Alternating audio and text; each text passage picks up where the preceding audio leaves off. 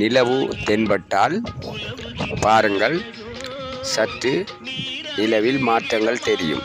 அதனுடைய ஒளி மற்றும் நிலவினுடைய பருமனிலும் வித்தியாசம் தெரியும். நன்றாக பார்த்தீர்களால் நான் புரியும். நிலவினுடைய ஒளி கூட வித்தியாசப்படும்.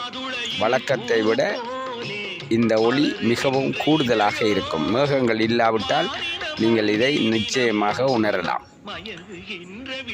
வழக்கமான நிலவின் இருக்கிற பாதையை விட 40,000 கிலோமீட்டர்கள் முன்னுக்கு நம்மை நோக்கி வந்திருக்கின்றது நிலவு என்பதுதான் உண்மை.